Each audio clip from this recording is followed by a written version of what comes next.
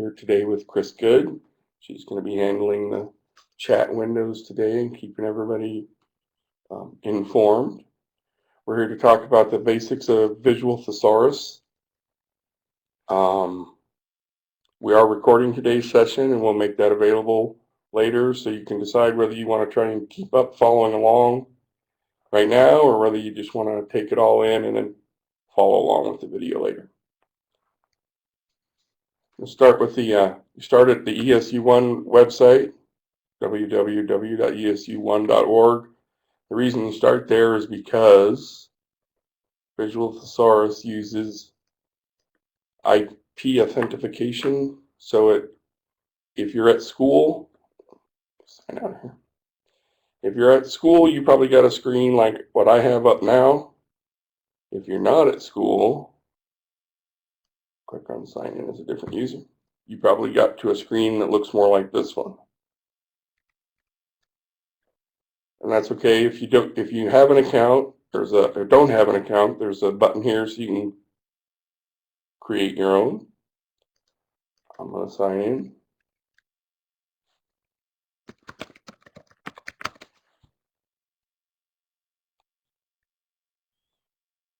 And you'll notice that now it says welcome Scott. I wanted to point this out up in the corner in the URL. It's not www, it's NNNC, and that's part of the reason that you can't see it unless you're coming from your school's IP address or if you have an account. And if you don't have an account, you can't do the fun things like the word list and the spelling bees that we're going to get to in a minute here. Before I do a basic word search, I just want to point out a few things here on the page. These articles and blogs here on their homepage, these change daily. You got a word of the day, which I learned today that chiromancy is another word for palmistry. Who knew? And these are actually pretty good articles if you have an interest in that and take the time to read them.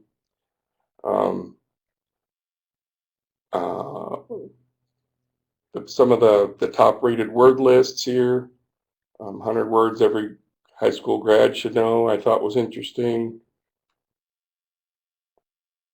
Just a few of the things that are here on the home page.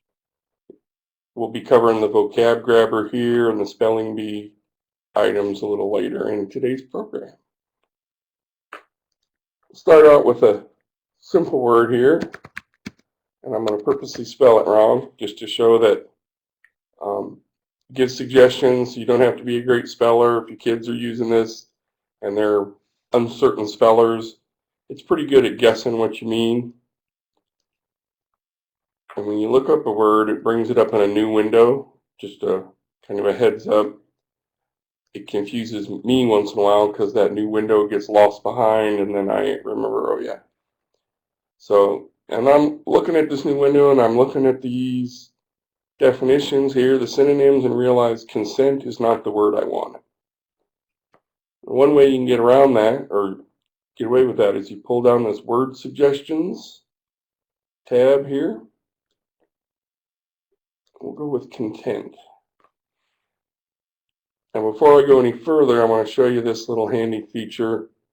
I recommend that until you get comfortable navigating the Visual Thesaurus word clouds is to turn on the help button here. And that just gives this floating yellow box that kind of describes things as you go. But for the sake of clarity for this demonstration, I'm going to shut it off, but I really recommend you use it till you get kind of comfortable finding your way around. The different parts of speech here are different color. I was thinking earlier, with the red, the harvest gold, and the avocado green, that my parents had refrigerators those colors over the years, I think. But the nouns here are the reddish orange, the adjective is the gold, and the green are verbs. No adverbs for this word. And any of these can be shut off. If you're given a lesson just on verbs, you come over here and you click on them and shut them off, and so just the verbs are showing. You'll notice the red one here, that's an antonym of content. We'll turn these back on.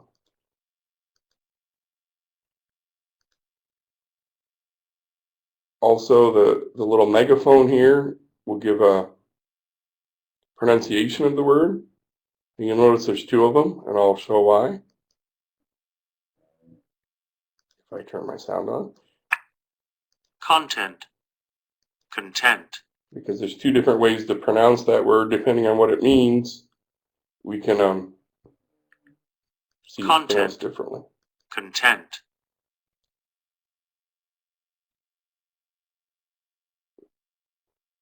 Find where I'm at here.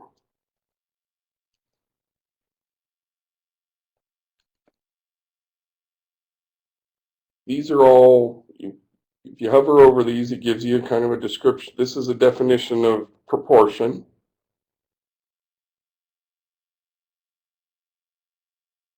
Another thing we can do here is, if we right-click on the item, we can search Google for the word content, or we can look up content in the World Book Encyclopedia. So for this particular word, that might not be so helpful, but if you're looking up, say, like slavery, which I'll probably use as an example later, you could click from there and be taken directly to a search in World Book for slavery.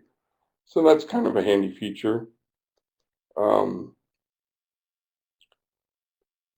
let's say you want to print, you want this, you don't like the way this is laid out, you don't like these words on top of each other. You can move them, but they kind of snap back. If you got them where you want them, click on, that's not what I wanted to do. This is a nice time to show you the back button. Back to the word I was just searching. Also the history here of different words that we've searched today in this session. Just handy little trick to know there. Click on this in freeze selection, and that, where I move that here, it'll stick.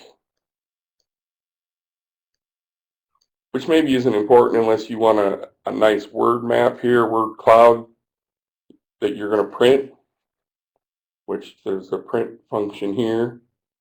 So you're going to print that for an assignment maybe, or for just for visual reference. You might want to clean up some of those if that's bothering you.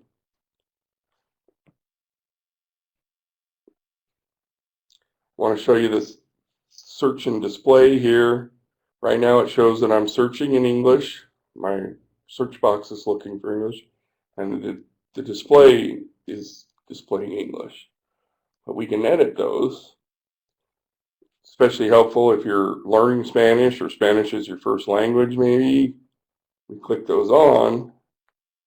You'll notice that these words in Spanish have showed up in green here and added to the cloud, so that, by the way this is branched, I can look and say, oh, the Spanish word for proportion is proporción. I don't know Spanish, so I'm sure I mangled the pronunciation. But that could be a handy feature depending on what you're doing, and it has a multiple languages here. You have to save the changes when you make them, or they'll disappear.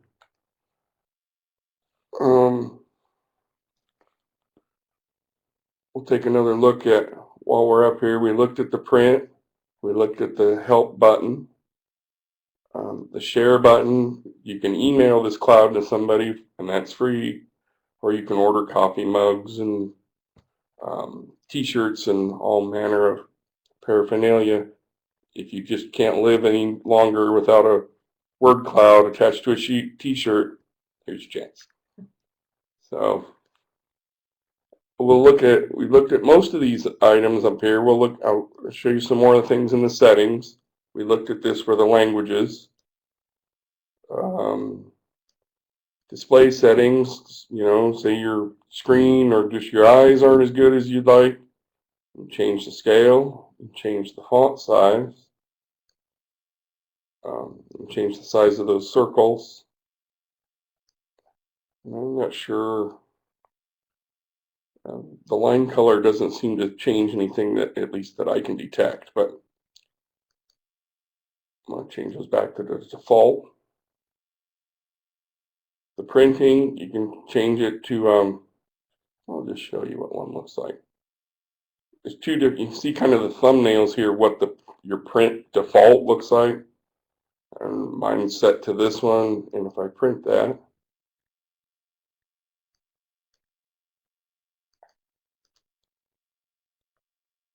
and it has all the definitions below it.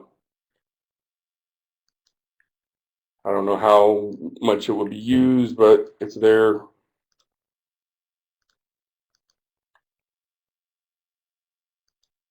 The advanced settings, probably won't get into those, but the advanced settings, how many words show up in this cloud and what some of the different mouse functions will do. I've never changed them. You probably won't either. I will show the relationships. Check that off if you don't like, the discontent, the antonym. If you don't like that, it bothers you, uncheck it, it's gone. You save that, apply it, it's gone every time you come back. Or maybe you just want it gone this time. I don't. I kind of like them, so I leave them on. Oh, I do want to unclick my Spanish, so.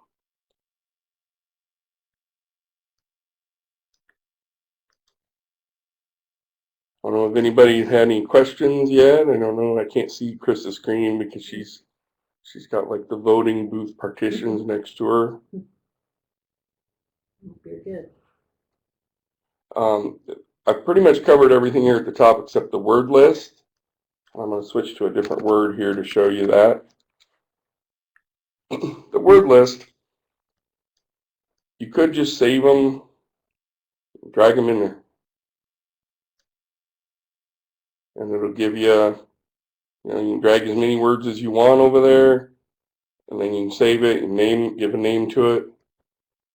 I'm going to show a list that I've already created. These are all word lists that I've created. I've already started one for slavery. And you see, I have most of these words in here, but I said, oh, thrall's a pretty unfamiliar word. I think I should add that to my list. Drag it over there. Now it's in my vocabulary word list for slavery. And that's just one way to do it. And maybe not even the most powerful way to make a word list. To do that, I'm going to close this word cloud window, go back to the main page, and go to my account up here in the corner. And this shows all the accounts that all the word lists that I've saved under my account. My favorite word is sesquipedalian. You can look that up if you're curious what that means. These are, this is that 100 words every high school graduate should know. I favorited that list because I thought it was interesting. So that's in my list here for the favorites. Go back to the whole list. You can create a new list here and give it a title. Description might be, Chapter 2, Lesson 5 of Social Studies, or maybe it's as simple as a note to your students that, hey, learn these words by Thursday. You could use that for either or both, depending on how you want to keep your paperwork labeled. And save it as a word list or a spelling bee, which we'll get to. One thing to remember is make changes in here. You have to click save the word list.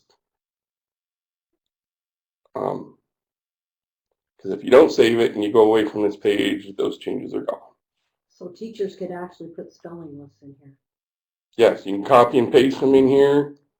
Instead of going through like I showed where you could drag them in. That works, but that might not be the best way if you already have a list made up. You already have a Word document full of words. Copy and paste them in here, save it. You've got a word list for vocabulary, and you can make the word list a spelling bee, which Let's get back to my account. Go back to this slavery list, and I could click on it. Well, we'll just show you. And click on it, and I get edit, delete. I can make it a favorite. I can create a new one. I'll go back here. Another way to get to that edit is just here with a little pencil. And that takes me to the edit screen for this word list. And it's a word list that's already saved as a spelling bee. Let's see, change the view here to the list view. These are words that I've already added to that list.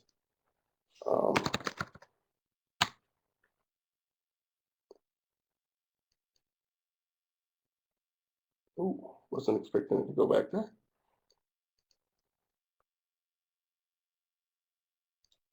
Yeah, it added crawl to the list.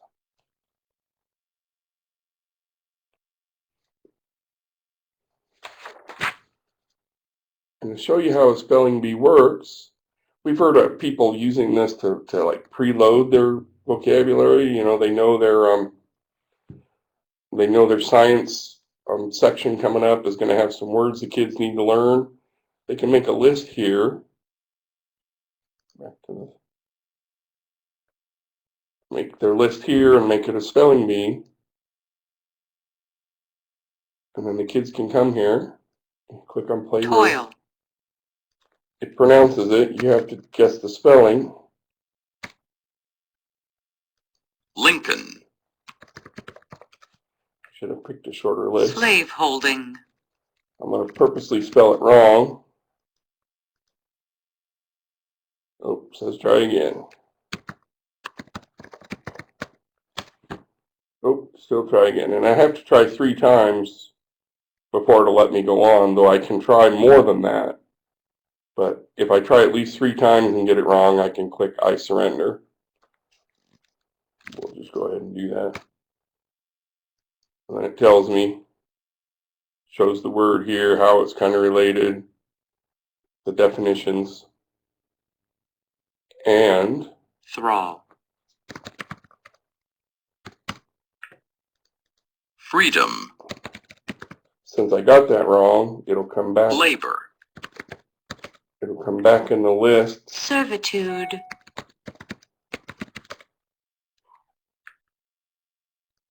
Okay. I am not a good speller or typist, I mean. Emancipation.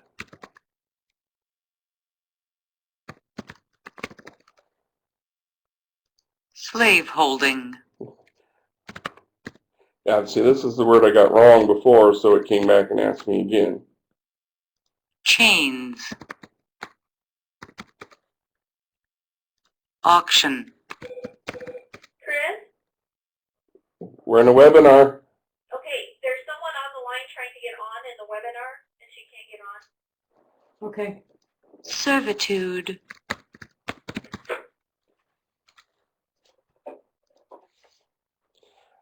Basically, I did all that because I wanted to show you what it looked like for the scoring screen. And it gives you the percentage, the longest streak, how many I surrendered on, how many times I Hello, guessed. this is Chris.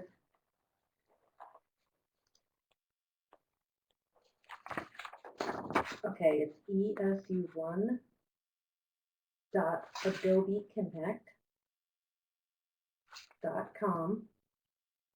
Go back to the home page. That was the spelling bee we just looked at. That's one way to get to us here off the home page. And they have spelling bees that are already made up, weekly .com. challenges. So it's a great tool and maybe No, something, you wanna go- you know, esu1.adobeconnect.com. you have the students that are Slash. maybe done a few minutes early, send them here, have them take a spelling bee, keep them busy and out of your hair for a few minutes maybe. Go back to the home page here. Scott's leading it. I'm behind the curtain. One of the great things here I wanted to show you was the Vocab Grabber. And this is a pretty awesome tool. You can copy and paste blocks of text in. I'm going to demonstrate here with the first section of Huck Finn.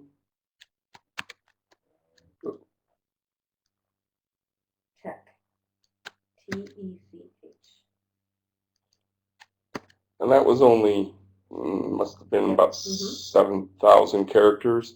It'll take up to 200,000 characters. That's roughly 40,000 words. That's almost, you could almost fit the entire text of The Great Gatsby in this box. I'm not sure you'd want a vocabulary list that long, but that's how much space it'll You're show. recording it, so I can send the link to the recording. And this is the Okay. Vocab Grabber. Yep, no problem. Bye-bye. This is the kind of the cloud view.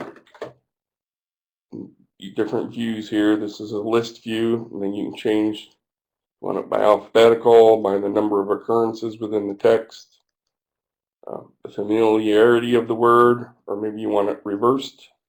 That's reversed the familiarity of the word. Click, you can split it up by subject. If you know you're just looking for science words, there's only 2. Depends on the subject. I'm going to go with the full list here. Lets you name that list. And here you can go through and cherry pick, say you don't want all, I've forgotten how many, 437 words it picked out of that 7,000 some word chunk of text I put in there. And maybe you don't want a list that's 437 words long. I don't know why you wouldn't want a vocabulary list that long. You can go through and select them. But just for the sake of ease, I'm going to select all of them by clicking this one.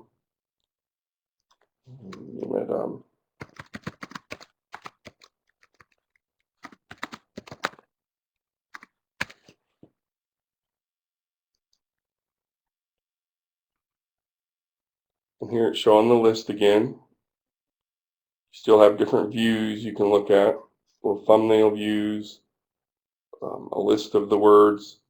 And all these words, click on them. It opens you back up to the word cloud window again. And I want to edit this list. We can go to edit this list and make that a spelling bee. And then they'd have, in this case, they'd have 437 words they'd have to go through. You probably want to whittle it down some. And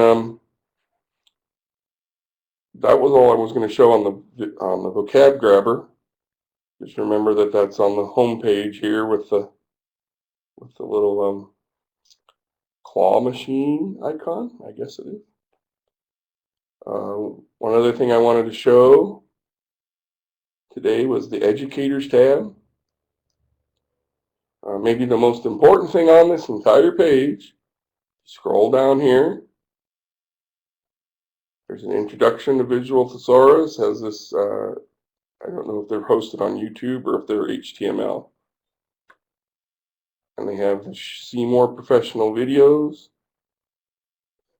And most of the things that I've talked about today, it goes into maybe more detail on how to do them. Create a custom spelling bee, working with word lists, creating a word list. Yeah. So that's a good place to know in case you forget what you wanted to do, or, I knew there was a way to do that, but now I don't remember how. It's a good resource to have. Another great thing on this page is other teachers may have used this and created lesson plans already. By subject, or not by subject, by topic, by subject, by grade level. Just pick introducing synonyms to early writers here. And somebody has made this lesson on how to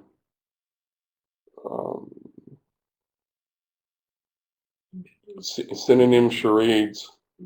So, and maybe that's a useful lesson plan that you can work, or maybe it inspires you to come up with something similar that you can adapt for your class.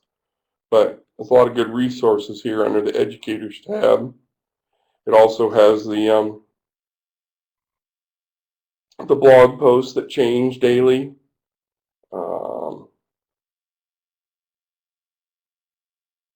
And I think that was all I really wanted to cover today.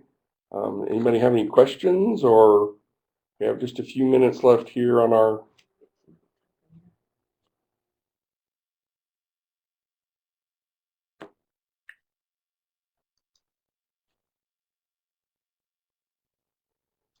How do I get a login and password for this? Need your login and password. If you didn't already bring you to this page, what do I need to do? Let me sign out. If you come in through the ESU1 website, you should either come to this page where it says Welcome NNNC, or it's depending on where you're at. If you're outside your school, it might take you directly to this page. And there's a button right here where you can create your logon, give them your, get your email address and set up a password.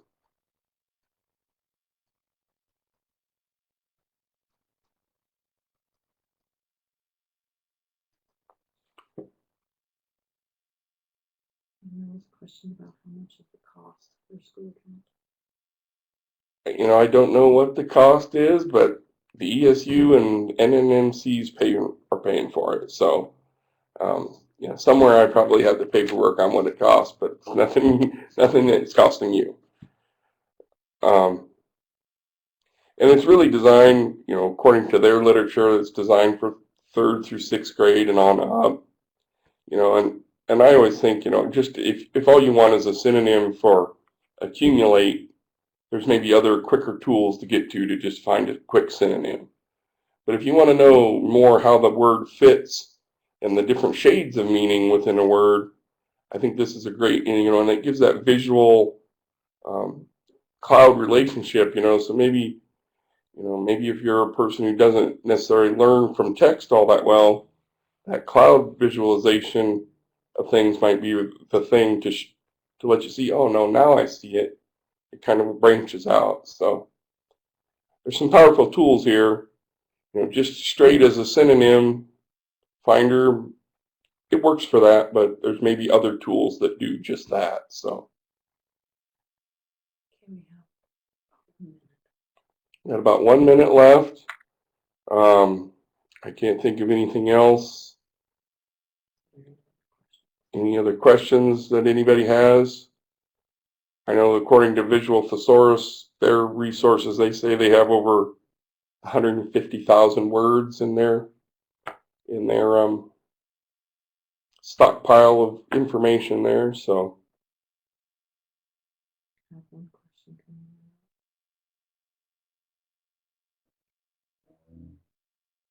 I have one benefit over everybody else is I can't see myself talking, so I don't have to look at myself. So that's always a good thing.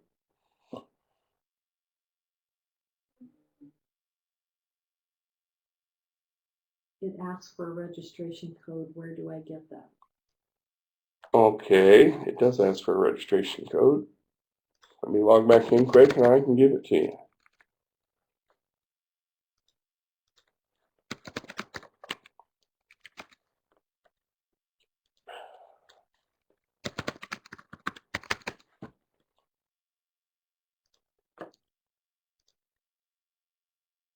The registration code, valid until December 12th, is SHRED683.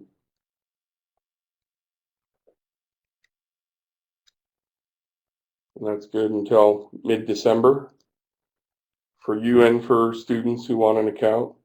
After that date, you'll have to contact me and I'll get you a new code. Thanks for joining us today. Happy thesaurusing.